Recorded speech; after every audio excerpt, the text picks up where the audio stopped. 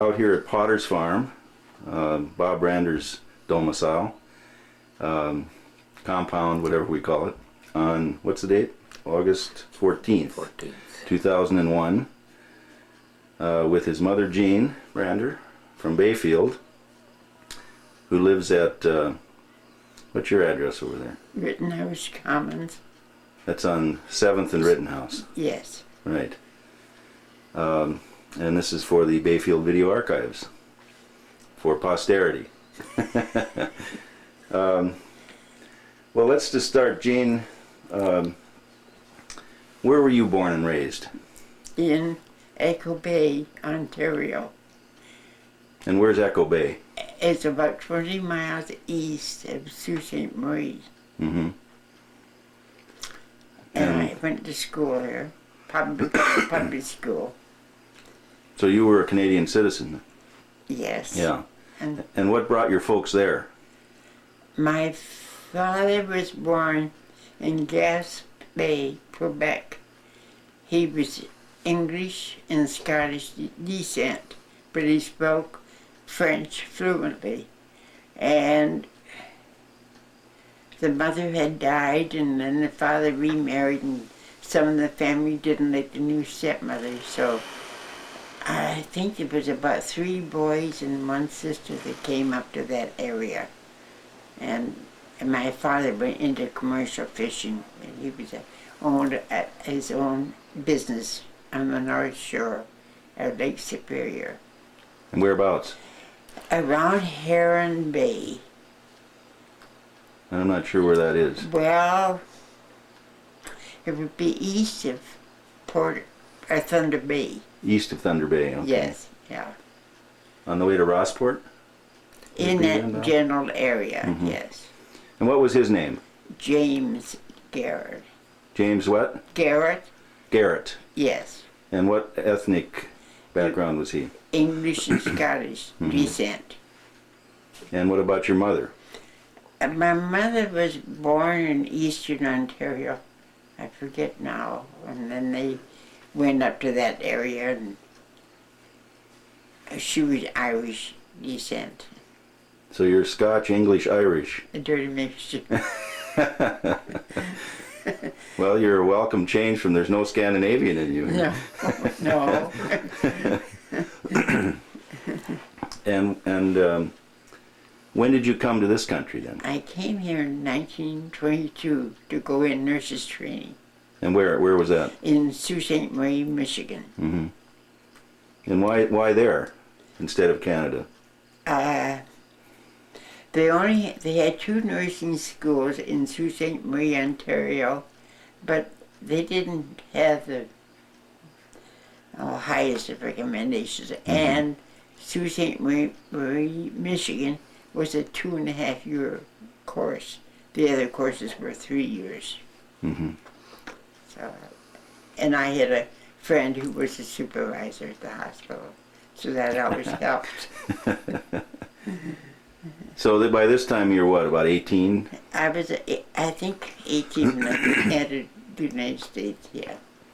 So can I ask you what year you were born in? 1910, February the 21st. So we'll make the addition here then. 91 and a half. Yeah, right? And still going strong. Not as strong as I used to, but I'm going at my speed.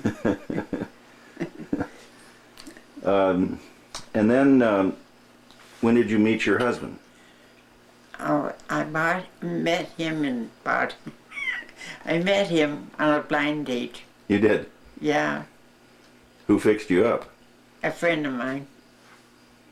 In Sault Ste. Marie this happened? Yes, yeah. And On the 17th of March. Good old Irish was saying he was Scottish, so. Yeah, and then that was in March, and then he left to go to the Light, which was Manitou Island. He went to Eagle Harbor and went out from there to the Light, and he was back 2 or 3 times. what was his name? Thomas Brander. Mm-hmm. So when you met him, was he a lighthouse keeper already? Yes, yes. Yeah. He served in World War. First of all, he came to Duluth, Minnesota, and worked as a fireman there. He had an aunt there, and she got him that job. And then he joined the National Guard, I suppose, to make a little extra money. So one day he was in the National Guard, and the next day he was in the regular army at World War One. And he did go to England, but never in the fighting front.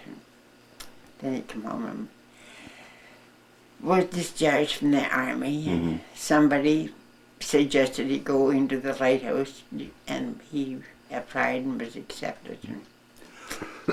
And then when were you married? In December, 32. Yeah, 1932. Yeah. In where was that marriage? We were married in Sault Ste. Marie, Right. Michigan. Right. Yeah. And then when was this guy on your left born? He was born in October the 7th, 1933. It wasn't 32, was it? No. No. I was starting to There's feel no that. scandal that we can. No scandal. And where were you living then? When he was born, Yeah. we were living at the Nevis Island Lighthouse, And where is that? 20 miles east of Sault Ste. Marie, with no road in it. We had a car on one island and we lived on another island. So you just went by boat then? to get up? Well, we go by boat over and get the car and go up the other island and cross and not on the ferry. And And do you remember those times, Bob? Not 33, but... Not 33, but... But vivid memories thereafter, yes. It's hard not to have memories of living at a light station on an island. And what are those memories? What are those? I liken it now in adulthood. It was the memory now, as I look back, is one of having been raised through my first 10 years in the 19th century, even though I was in the 20th century. We had no electricity, and we traveled in wintertime by horse and a brick outhouse, and there was really no difference in the lifestyle between 1930s, late 1930s, and what it would have been like in the 1890s in that place. Were there other people there at all? There, on the island, I suspect there might have been 150 people. Oh, okay. But in our one-room school, there were at most 16 students. This is kindergarten through 8th grade. At the time we left Nevis Island, around 1942, somewhere around there, there were 7 students left in the school.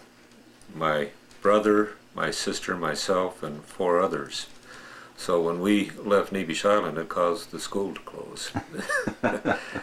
The other thing is that the 30s, of course, were the depths of the Depression, and on that island was what I now know was poverty beyond poverty. So that we, I don't know what my father made, it was probably $80 a month or so. I think it might have been 100, but It might have been 100, but Yeah. we were relatively the wealthy people on the island. Yeah.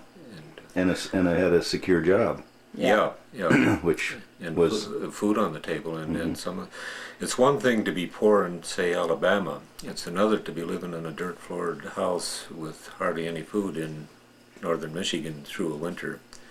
So it was a deeply impressionable time for me. Yeah, I'll bet. Yeah.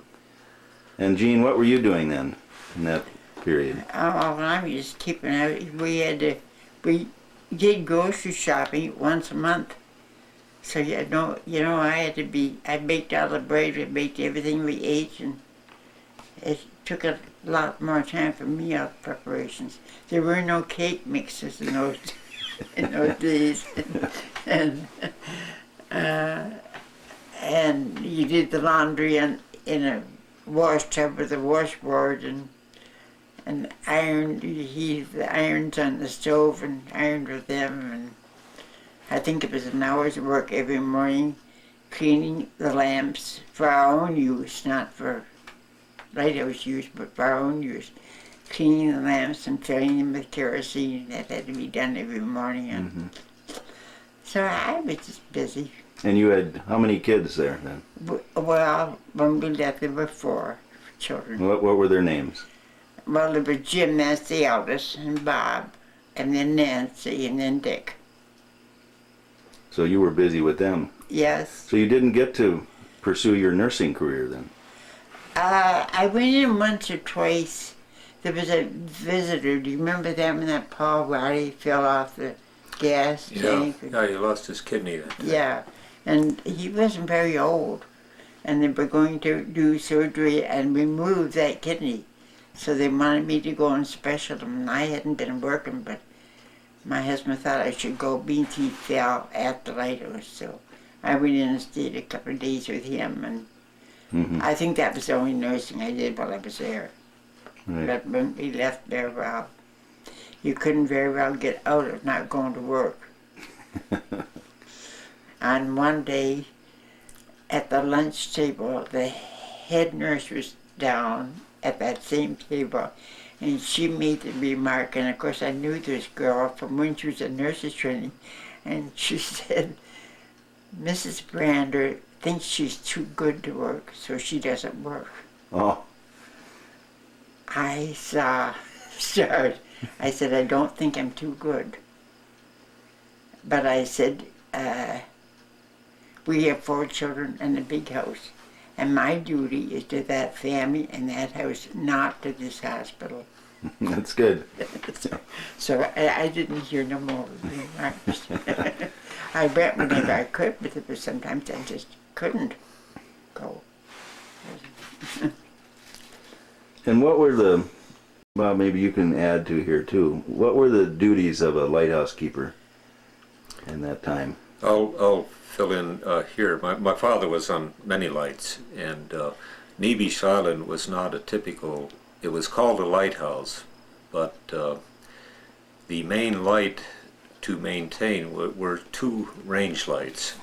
And most people who look at this will probably know what a range light is, so I won't explain that. Well, no.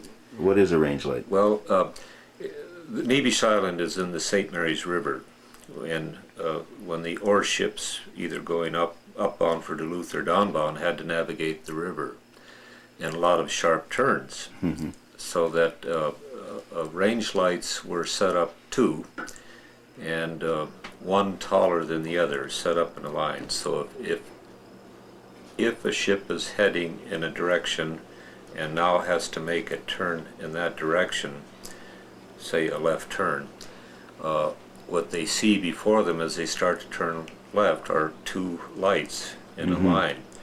And when you're on the right course, it looks like 1 light. Right. And if you get a little bit off course, the lights begin to part. So it's a way of lining up. Nowadays, of course, with radar and so on, probably it's not necessary.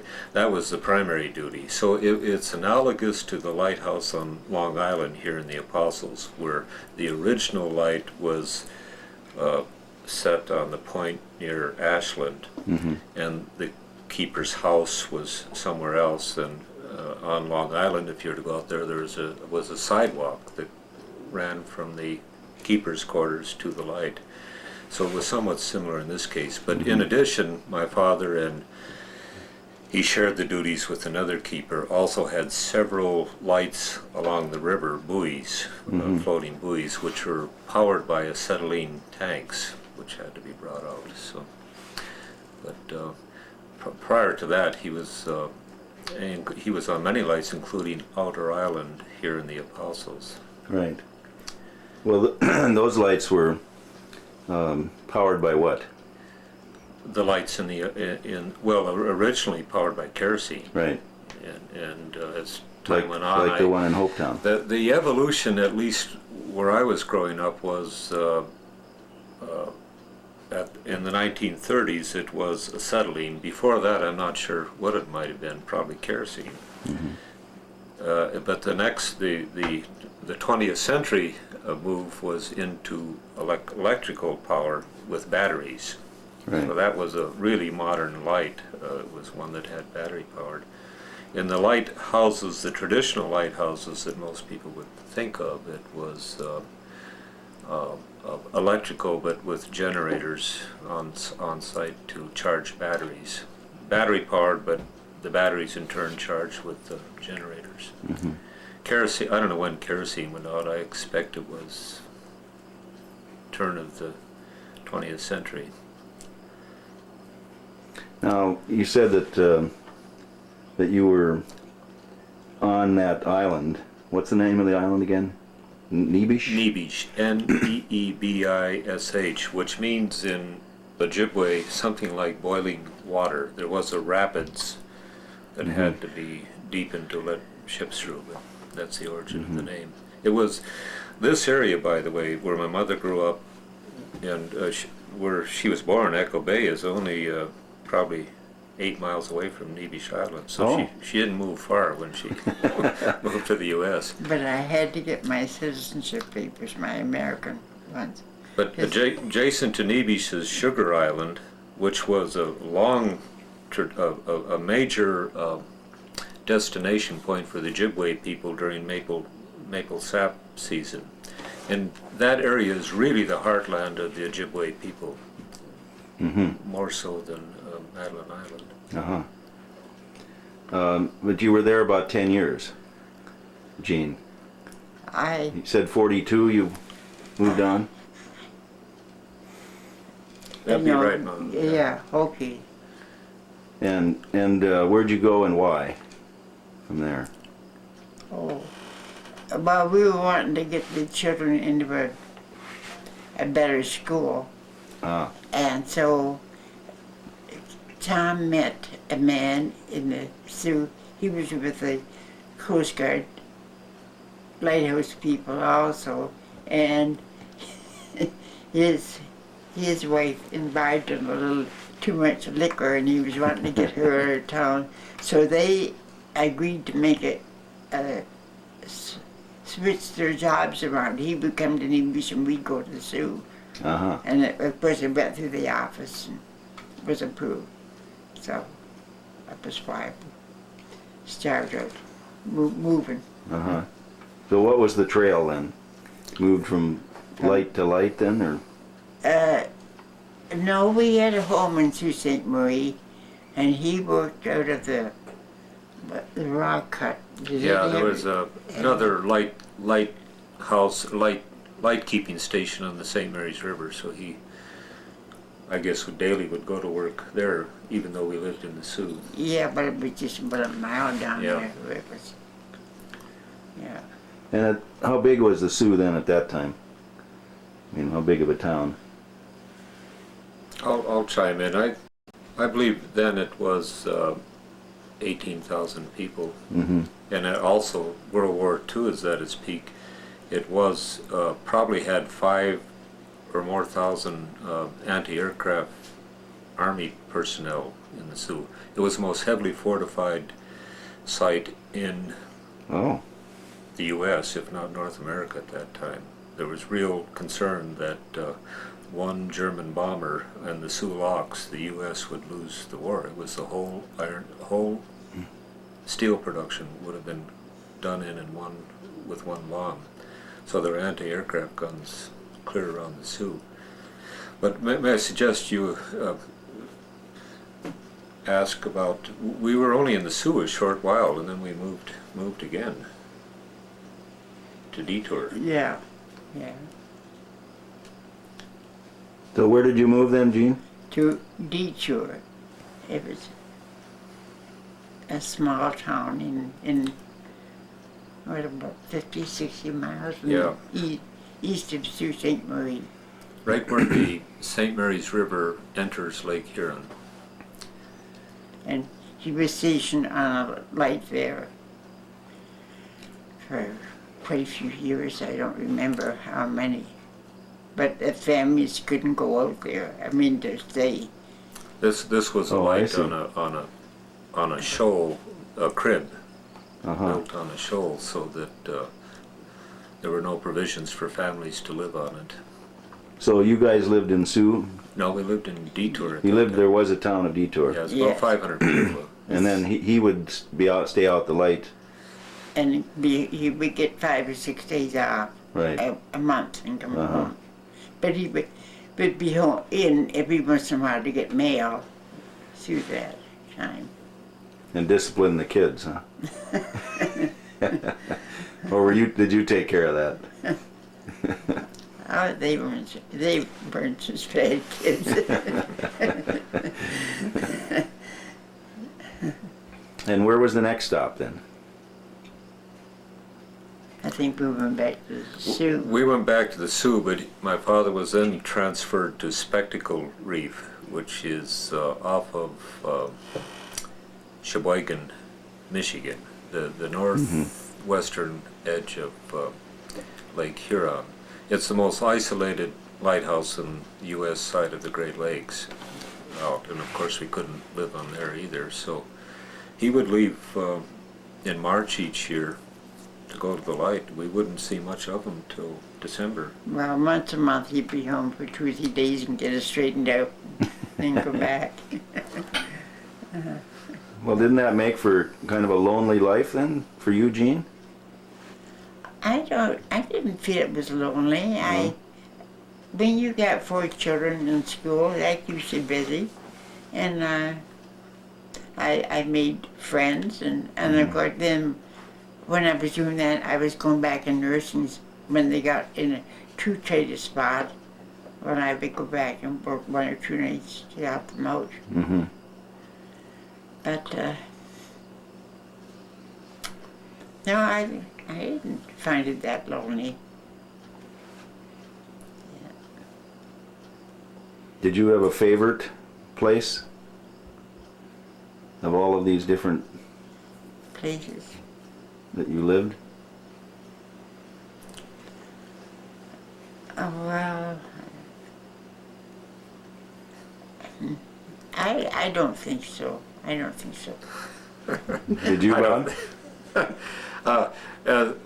I had romantic ideas yet about Nebish Island, but as I've grown older a bit, I realized what a hardship that must have been on my mother. Right. But for me, But as a kid, it was... it was a tremendously romantic place to grow up. They had a good beach to play on, and they had a good place to go and fish, and they had the woods. And I think of it now when I hear the bears getting these kids, I thought nothing, as long as I could hear them, but they were out in the woods.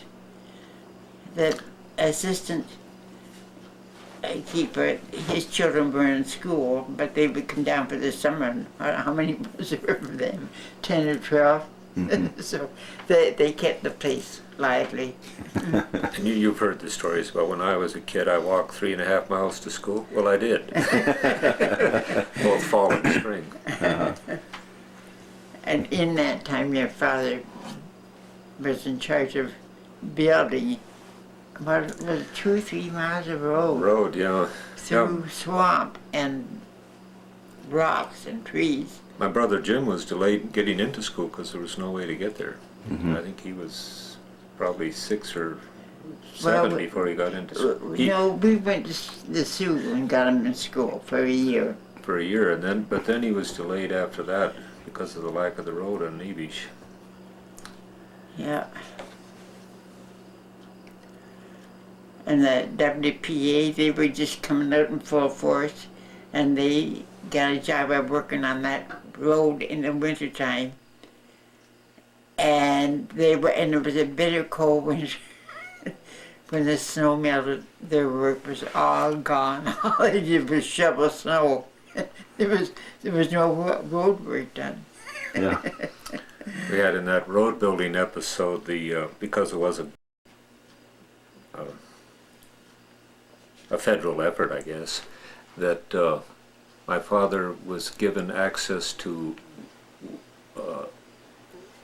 a makeshift bulldozer, and it was really the remnants of a World War I tank that had some kind of blade put on the front of it. But working in the swamp, and I remember this quite clearly, going through a swamp, the old tank went out of sight. It literally sank into the swamp. I believe it was pulled out, but it may still be there for all I know. Well, is that, Bob, where a place that you really began your love of nature and of the natural world? Or? Certainly I didn't think of it then, but No, there's but little as question. you look back. Yeah, as I look back, yeah, it was highly influential.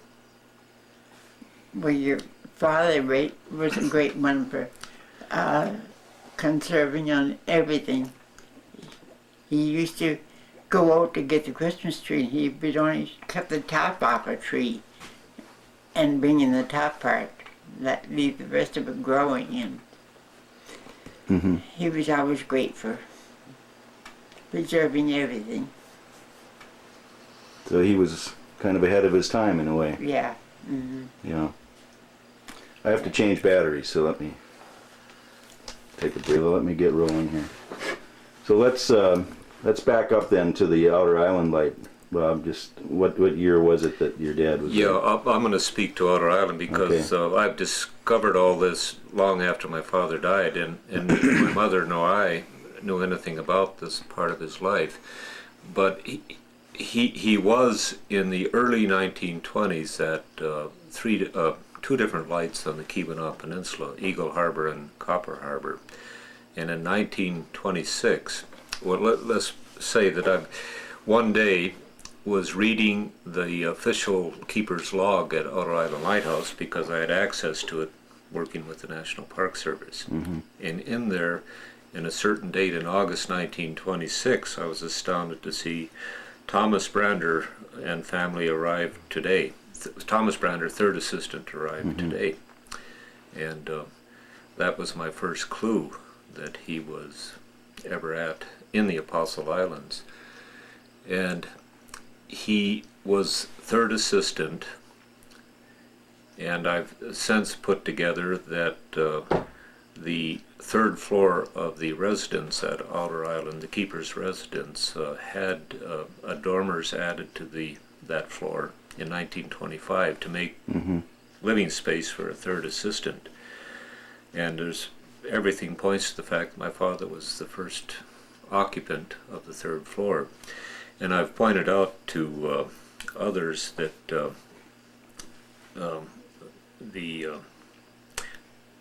prior to learning all this, I had spent many nights in the residence at Outer Island in my position with the Park Service and sleeping on the second floor.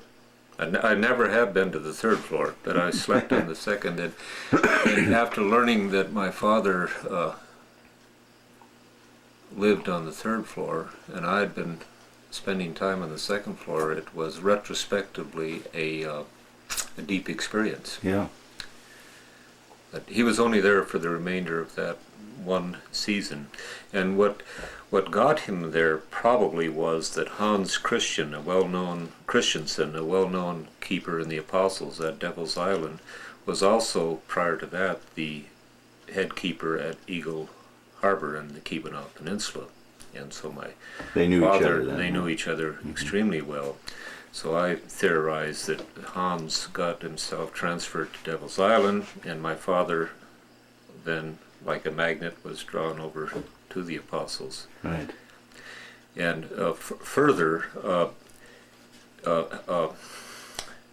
Walter Daniels was the head keeper at Outer Island, and when my father and his wife, not my mother, but his first wife, who died shortly after giving birth to my older brother, when they were ashore, several days out in the light, like all the keepers in the Apostles did, and then come ashore to spend time in Bayfield. And when they came ashore, they lived with the Daniels family in Bayfield. Where was that house? That house, it was a cobalt blue house diagonally across from the Rittenhouse Inn. If you look down the street and to the left is their house. And so one day I visited with Isabel Daniels and putting all this together. And right away she described my father in detail, knew him extremely well, Hmm. So, and she's still around. But then after Outer Island, my father went back to the Keweenaw, and I believe at that point went to Manitou Island, which is a light just off the tip of the Keweenaw. Mm-hmm. And then a few years later met Jean. It would be, yeah, it would be about. Wasn't it 32? You said. My brother 30. was born in 1930, Mm-hmm. and his mother died Yes. essentially in childbirth, but it was a couple months later. Mm-hmm. So that would be 1930. Mm-hmm. Then my father went back to Manitou Island, I think. When you met him, he was at Manitou Island. Yes, yeah, Mm-hmm. yeah. And then in 32 to Nebish. Mm-hmm. And what you haven't heard is my father was born on Nebish Island, so Oh, he was. that was the magnet that drew him back Uh-huh. there, undoubtedly. Yeah. You talked about about being lonely. We did have a party that I would like to include. Okay. The first winter we were there, my husband said to me, "Now living like this, you have to make your own fun because there is no entertainment around." And I said, "Well, what do you mean?" He said, "Well, we could have a dance." I said, "Well, a dance, you gotta have music." "Well, I can go across and get the Indians and they'll provide the music." So we talked about it, and I said, "Well, I don't know anybody, so you'll have to invite the guests because I wouldn't know who to invite." Well, he would do that. So about a week before the party, I said, "Now, how many is coming?" "Well, this one is coming, this one can't come, and maybe they will come," and he went on and on. Anyway, it was about 12 people that was coming. Well, that was all right. So the day the dance arrived, well, to my surprise, they started arriving about 5 o'clock. From Canada, they had walked across the ice. And then they started arriving around from Oak Ridge, they had walked the other way around to the lighthouse. Anyway, we ended up with 75 people. I had 14 the next morning for breakfast because the storm broke loose. But that was the only dance we had. What was the music like? It was all right. It was 2 or 3 Indians came and played on the violins, and it was all right. So it was never boring there. isn't it? No. You know, you think about being isolated on an island and so on, but actually the stories I've heard, they're full of life. I mean, Yeah, yeah. Well, there was other people on the island that had parties that winter, and then sometimes the people on the Sugar Island would have a party and invite us, and we'd go over. Yeah. Now let's pick back up where we'd left off on what was the last lighthouse we were talking about. That was the final lighthouse my father was on, Spectacle Reef in northwestern Lake Huron, Mm-hmm. and that was the end of his lighthouse career. So by this time, how old was he? 1947, so it'd be 47 and 5, 52. And that was it then for that that line of work. So then what happened? He come home and he did part-time work wherever. He went to work as an aide at a psychiatric hospital because again I had a friend up there and she was glad to get him. And he drove taxi for a while till one night he didn't get home till around 9, 10 o'clock. He got a ferry. He had to go down Sugar Island, and oh, I thought he was never going to get home that night. But shortly after that, he quit driving cab because that was too dangerous a trip down there.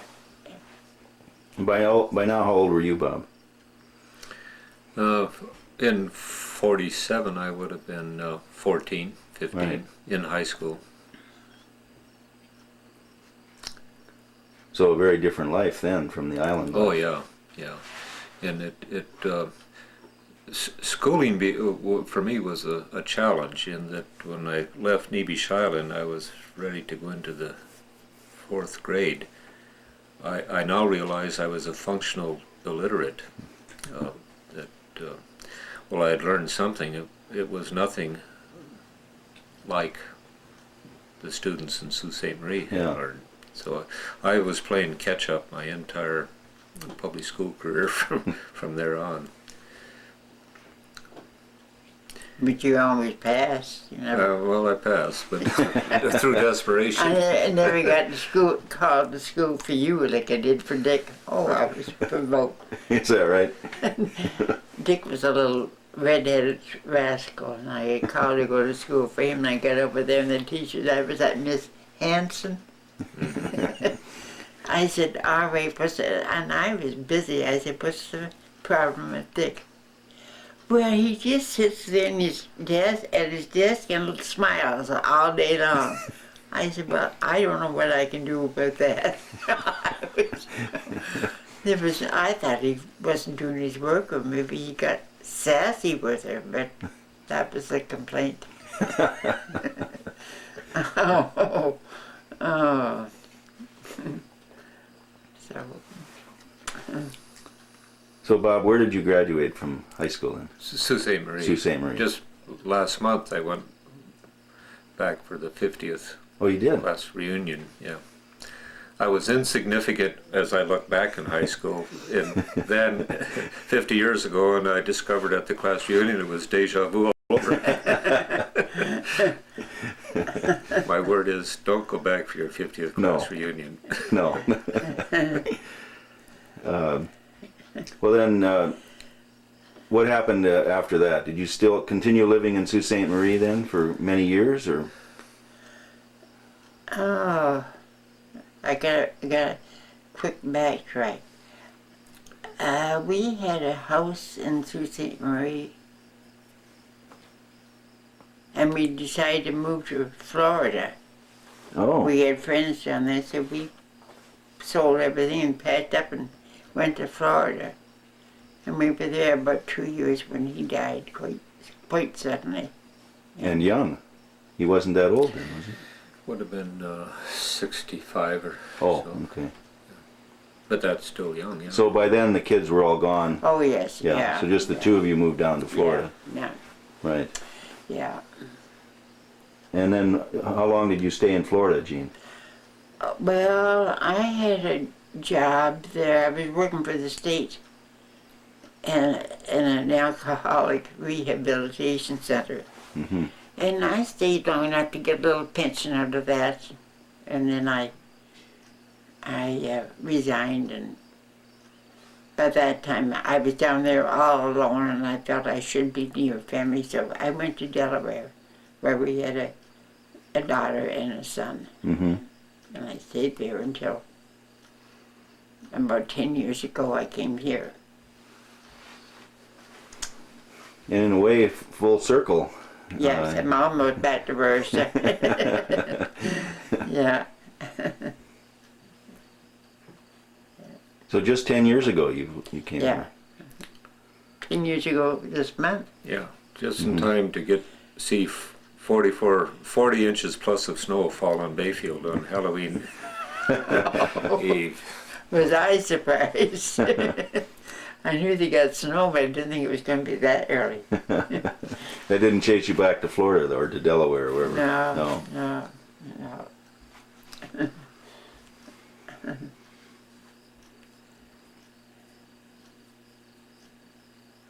Yeah. And Bob, after you graduated from high school, what was the next move for you? The quick version is I enrolled in college in Sault Ste. Marie, a branch of Michigan College of Mining and Technology at Houghton. Mm-hmm. A branch had been created there, response to World War II, GI Bill. And I was there at college for about 4 months when one day the Korean War was at its peak. I graduated from high school in '51. Mm-hmm. And a group, 3 or 4 of us were sitting there in the snack bar, and someone said, "Let's join the Navy." We literally got up from the table, went down to the post office, and joined the Navy. So then I spent 4 years in the Navy, and in the Atlantic on destroyers. Mm-hmm. And with that, I got the GI Bill because of the Korean War, and then I went on to the University of Michigan. And Was there for a few years, forestry and wildlife biology, mm-hmm. and graduated eventually with both bachelor's and master's from University of Michigan, and then went to the University of Minnesota in Twin Cities, and again in forest ecology, and earned the PhD degree there, and then very quickly went from there to the faculty at the University of Massachusetts as assistant professor, 5 years or so there, and went from there to St. Paul, Minnesota, with the research arm of the U.S. Forest Service. Mm-hmm. It was located on the University of Minnesota St. Paul campus. So I had faculty status, but got my paycheck from the federal government. Mm-hmm. And then I, somewhere in that process, got turned on to sailing, and began to come up to Bayfield to sail on weekends, and then bought a small boat. Now, when would this have been? This is around 72. And began to go to Bayfield and come up on a Friday afternoon, back on a Sunday evening, and then it would be come up on a Thursday afternoon, go back on a Monday morning, and finally it was had to make a decision. So to make it short, I took a 50% cut in pay and moved up north to become director of the Sigurd Olson Environmental Institute at Northland College. Couldn't find a place to live in Ashland or Washburn. There was maybe one house for sale in Bayfield. It's quite a different real estate mm-hmm. environment then. Leon McCarty was the only realtor in the area, Mm-hmm. and the house was owned by Eleanor Knight, and she accepted our offer, $15,000, and then decided, she was born in the house, lived there all of her life, decided she didn't want to sell it, and but Leon convinced her to sell it. So we moved to Bayfield. And What year would this have been? that was in 74. Mm-hmm. And then 3 years plus at Northland College. Left there with no future in mind. It was high pressure. I was going to die at a young age if I continued there. Even though it was rewarding work, it was high intensity. Mm-hmm. And got a job as bartender at Junior's Bar. Which is now Maggie's. And when I picked a fight with one of the customers one night, I realized that I wasn't cut out to be a bartender. And then, so I was doing odd jobs, and the superintendent of Apostle Islands National Lakeshore sought me out one day. I was working for Alfred Holzer as a would-be carpenter, and he came all the way up there and asked if I would go to work for the Park Service. So I did. And what was your first job then? Well, that was as ecologist. It was building the research program and natural mm-hmm. resources management mm-hmm. planning of the lakeshore, because it was a brand new, almost a brand new effort at that point. Because that came in 76, wasn't it? No, it was 71 or 72 that it was created, but it really didn't become operational at all until right around 1974. Mm-hmm. And then really was doing serious sailing on Lake Superior by that time. So in late in 1980, managed to get myself transferred to Virgin Islands National Park and moved there by, well, we Sailed. yes, down moved there, by yeah. sailboat, and then after 3.5 years at Virgin Islands National Park, left the federal government altogether, took my retirement pay, went, no intentions of going back, and went sailing full time in the Caribbean, Mm-hmm. Western Atlantic. And I say to people now that the wind was free. It was great sailing, but it still took a few dollars to keep living.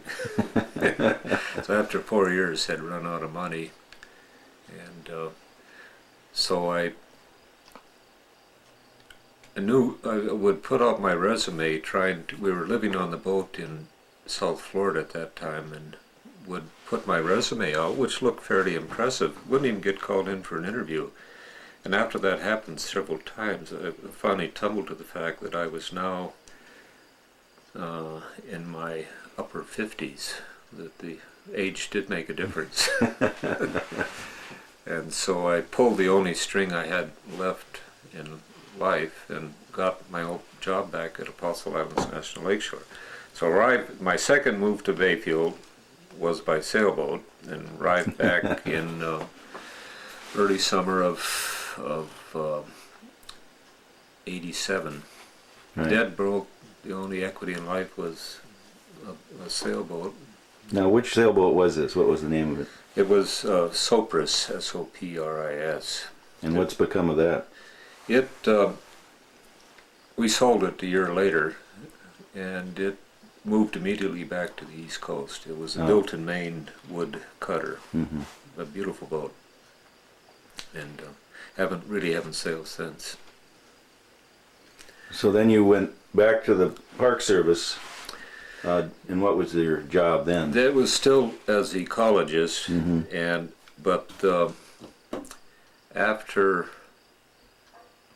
around 93, I was then 62 and could retire with my federal benefits. So I did that, but then the Park Service immediately rehired me, essentially as a consultant. So I worked, by then I'd moved to what we call Potter's Farm. So Mm-hmm. I became the Great Lakes coordinator for the Park Service. It was a big title, and I worked with Canadian government, national park units all through the Great Lakes, Mm-hmm. and I'd be into upper level telephone calls to Ottawa in Canada, for example. It's all done from a little building just a few feet from where we were sitting. Right. No one ever realized I was a staff of one, and I lived on an old farmstead, and I commuted every day 2 minutes to work. Yeah, right. But then by 96 or so, I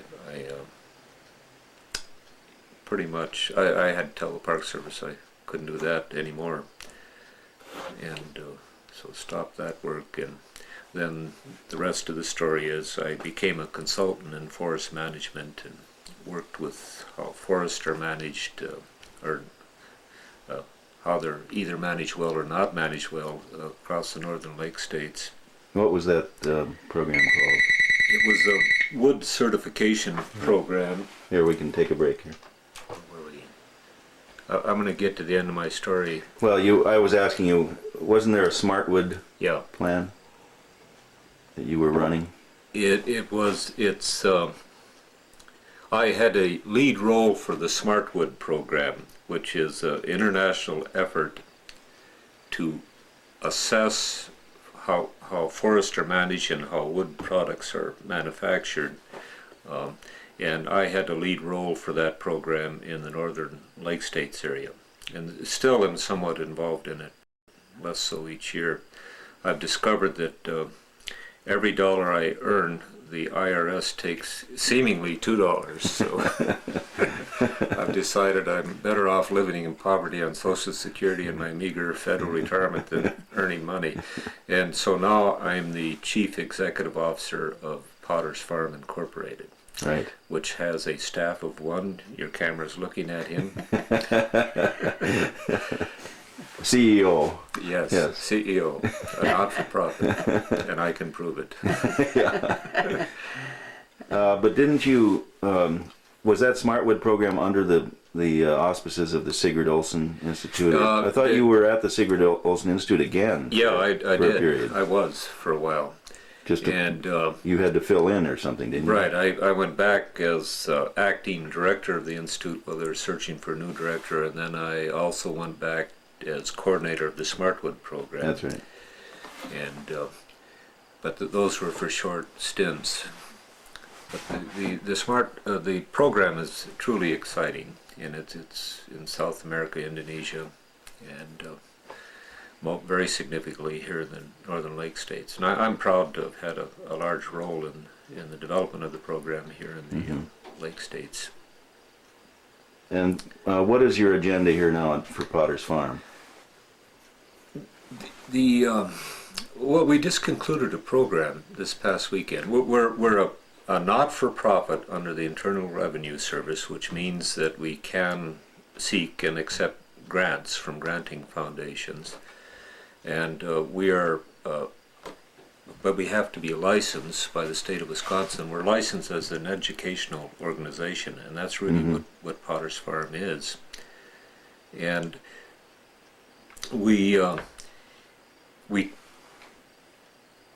the basic argument is that every human ever born on this earth, as far as we know, and humans we now know are roughly 3 million years of evolution, has been born connected at the level of their DNA with the earth, with all it is.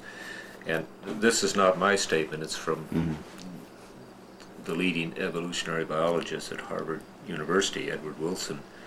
And he makes the statement, it has to be so. We've been talking earlier in this video of Scottish and Irish descent, and you're from Scandinavia, your ancestors are. And we all have this gut feeling that if we went back 8-10 generations, a mere blip in time, our ancestors had to be as adapted as an elk or an earthworm to the earth, or we wouldn't be here. They would have been dead. And there hasn't been time to lose that genetic material. That's the scientific argument. We have all that stuff in us yet, except we forget it. Yeah. We're born in a hospital, immediately technology takes over. Thank God, I probably wouldn't be alive if the technology wasn't there.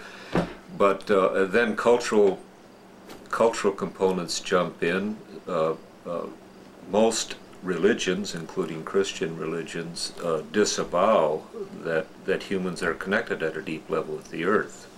The view is that we're connected through, in some supreme way, with something beyond this earthly connection. And that's an argument I don't get into. But we take off, that's the underlying theme. Now, given that, what is the importance of reconnecting ourselves with all that is? And we're approaching that, and we're not alone. This is happening globally. But we're working with organizations, particularly corporate organizations, attempting to tell them that a better way to do business is to recognize the system that feeds them, namely nature, clean air, clean water, trees, all the resources that we use. And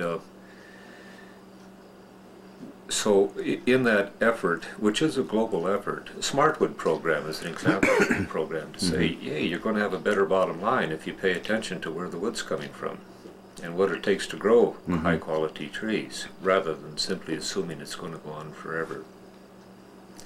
And so this past weekend, very quickly, working with organizations, particularly corporate organizations, working with youth, we've had programs here particularly aimed at Native Americans, but we're working in this case through public school teachers, not directly with youth to this point. We work with the concept of healing and wholeness, where part of the definition of wholeness is the reconnectedness idea. But also there have been people here in distress have spent time here at the farm, particularly people processing cancer have been here. We've had oncology nurses from the Mayo system stay here at the farm. It's a burnout kind of profession, so they come here. We're working. So it's healing and education and yeah, and the arts in reconnection. relation to all of the above. Right. I'll conclude this. Just 2 days ago, this past weekend, we had here at the farm some of the 3 or 4 of the leading people on the globe in terms of what dealing with what is called what they are calling the living democracy. That particularly the view challenging the view that shareholders own corporations. Well, in fact, shareholders do, but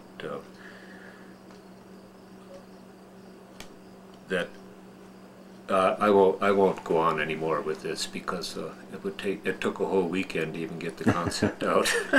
But you're dealing with with large ideas and large ideas, and also individual healing. I mean, it sounds like a right? broad. And we can't do it alone. This is a staff of 2. Judy Ritchie's now here. But we really attempt to work in partnership. So we're in deep discussion now with the Mayo system. Mm-hmm.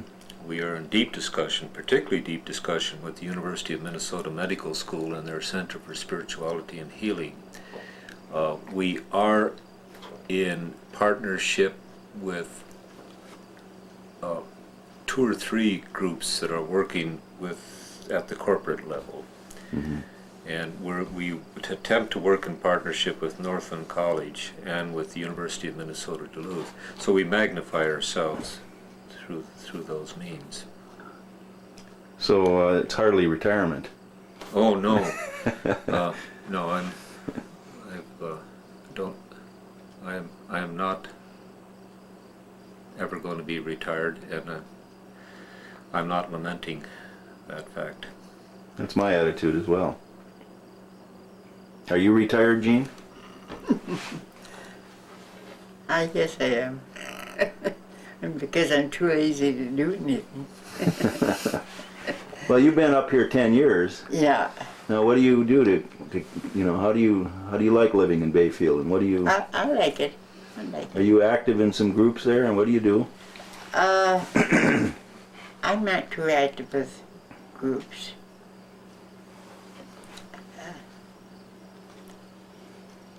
I like to play bridge, but Well, yeah, I thought you had regular bridge. yeah, but not Games. this last year. Some of our players are gone and moved on or whatever, and I was partly to blame because I didn't feel able to get a bridge game going. Well, there's been a problem with a little bit too much money being taken from some people too. Blame that Jim Slocum for that. So who were the regulars then? Well, we really hadn't had a regular group this year because there have been deaths in the families and sickness, and people have been traveling, and so you just kind of give up, you know. But But I mean before. yeah. Oh, before. It was Harriet Johnson and Connie Hebert Mm-hmm. and Nancy Isaacson and of course Vermont Johnson Mm-hmm. and Father Glenn, who? the priest from the Catholic Oh, Church. Father Glenn used to play with us. Uh-huh. Of course, he's gone and left us. And I Yeah. don't think, I think you got permission from everybody else to go, but you didn't ask the bridge players. And of course, I'm not Catholic, but he put up with me. and then there would be pickups, Dora Lou Lynch and some other, and then sometimes I would substitute Joanne Hadlin, and sometimes I go to Ashland to substitute over there. Mm-hmm. But I've been a little bit incapacitated this last year, so I'm worried. Now, where were the games? Who? Where were the games? Where were the games? Yeah. You mean the money? Yeah. No, the games. Oh, Where did you in play? our homes. In our homes. So just different places. Yeah. Right. What he's referring to, do you happen to know Jim Slocum in town? He's a retired minister, and he lives up Minnepenny, I guess up there somewhere. Well, one day I was at the post office, and I came out, and Jim Slocum was there, and Father Mitchner was just coming in. Mm-hmm. Father Glenn was just getting out of his car, and this Jim Slocum with his big voice says, "Have you people heard that Jean Brander has lost her Social Security because she's making too much money paying rent?" Well, Father Glenn, you could have heard him. I think I was here. I said, "Jim Slocum, you're going to have to go to confession 3 or 4 times this week." From what I've heard, that 50 cents was a major take on a night.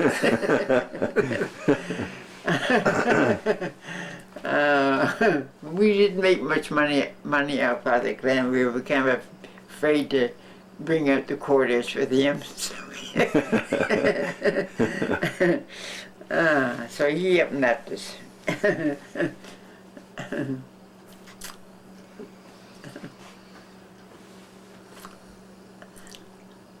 Well, if you've been here 10 years, you've now been seeing Bayfield change Oh yes. quite a lot. Yeah. Could you talk about that a little bit? What changes have you seen and It isn't Andy's story, that's for sure. I expect to see it falling down someday when I go down there. Oh, I mean, there's a lot more people. the pavilion is a wonderful addition, I think. Mm-hmm. And I think we can thank Larry McDonald for that, because I couldn't quite see that, but he did a good job of that. And That was restored a couple years ago. yeah, Yeah. yeah. Well, that's one thing, and of course there's more outsiders kept coming in and buying up the properties. And That's been a big change. and I guess they're in the process of building a new school, I think. I don't know whether that's Yeah, they're doing a renovation. renovation or Yeah. Uh, Progress. yeah, there is. Probably. Well, I just didn't notice so many more people coming Yeah, every year. It's busy.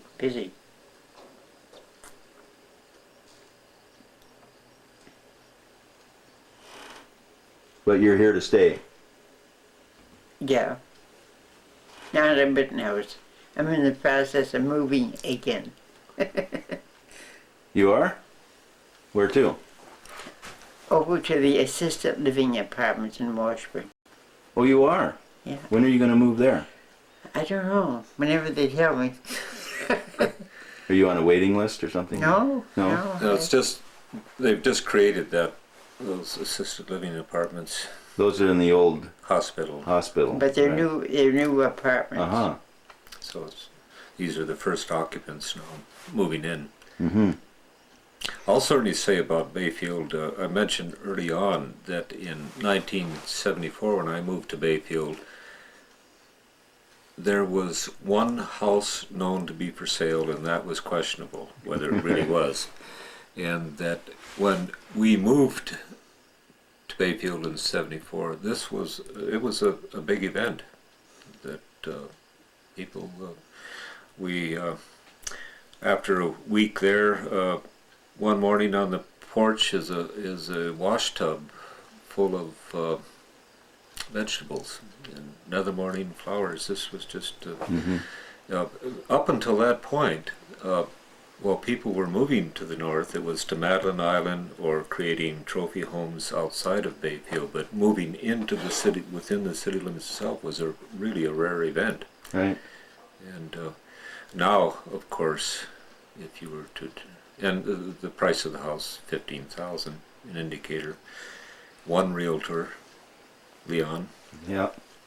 and even as recently as '87, when we arrived back, rebought a house on 2nd Street, and that was $30,000. And in 1992, when we moved out here, it sold for over 85,000. And also at that time, in that block that I lived in, just above the old fire hall, there were 12 houses within the block, 10 of them owned by absentee owners. Yeah. So I'm talking about from 74 to 90, starting about 1990. Well, this is not news to anyone, but No, but it's good to dramatic restate it. things Yeah. happened. And I do fear for the Bayfield was and still is a town of elderly people, elderly native, well, descendants of Scandinavian immigrants. And I fear that they're not going to be able to afford to live in their own community much longer. Yeah, it's a big problem. It's happened throughout northern Wisconsin. Mm-hmm. So we've met the enemy, and as usual, he is us. Yeah, that's right.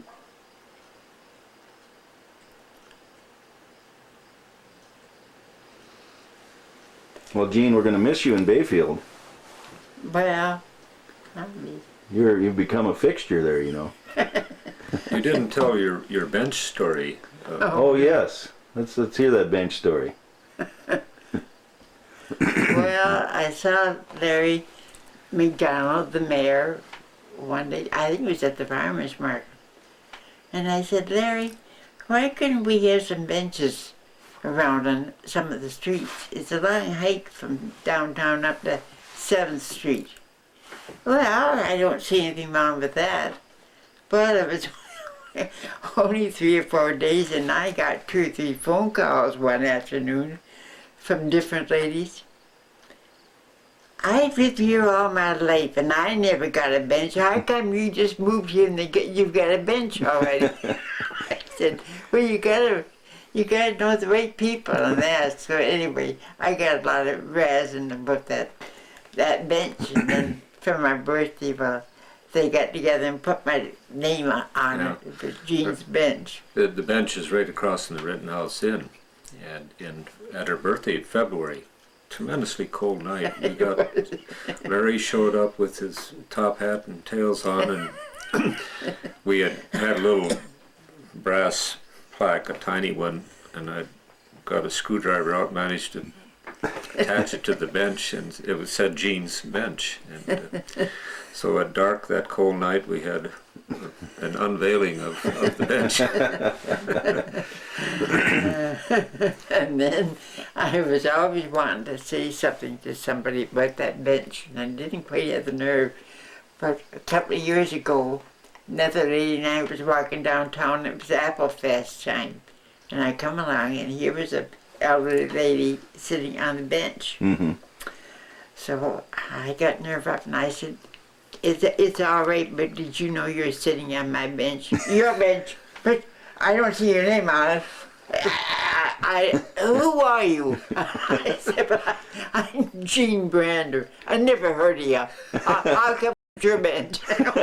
She was mad. I thought, Jean, you didn't do it right.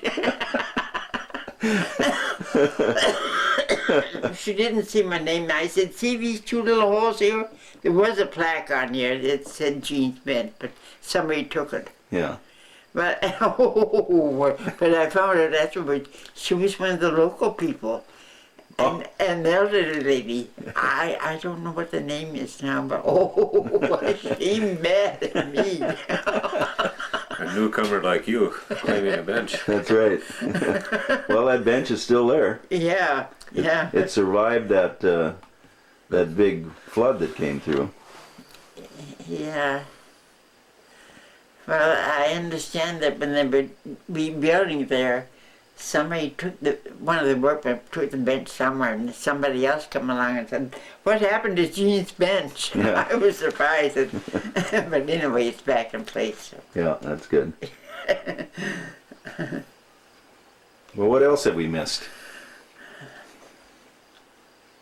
Something of particular. You pretty much covered the waterfront, as they say. Well, Gene, you've lived a full life and still going strong. It's been a good life. Good life. People put up with me through the years. Well, you managed to retain your sense of humor. I think that has something to do with your longevity, huh? I can usually see something funny somewhere.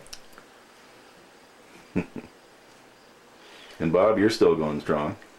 Yeah. He better keep going. As long as I'm You know, when we're sailing back here from, that meaning Diane and I, sailing back in the Atlantic, direct shot from South Florida to New York City, but somewhere out in that trip, it took a few days, I really had a lot of time to think about what am I doing, and I realized I was heading back towards Lake Superior. I had no intentions of ever coming back here, and in the middle of one night it came to me, damn it, that's, I couldn't wait to get out of the region, in this case near Sault Ste. Marie, but get out of this place and go somewhere, do something.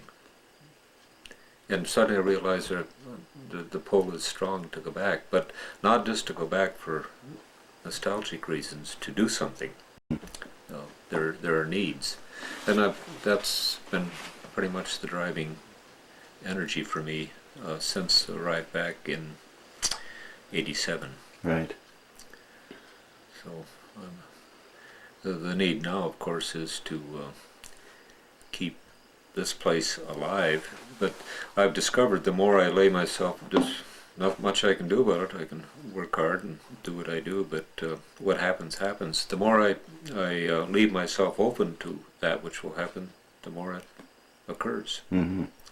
So there's a good lesson in that. Yeah. Yeah, there is.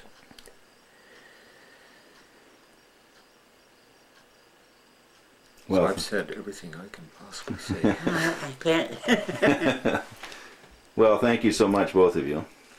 Well, It's wonderful to hear these stories. So. And you will now reside in the library with the rest of the archives at some point. Yeah, I can hear some of the old timers in Bayfield 50 years from now saying, or even tomorrow, saying, "Who the hell are those people?" yeah. Well, you're an important part of the community, and that's why I wanted to Yeah. include you. Yeah. So thank you again. Well, thank you. Thanks, sir.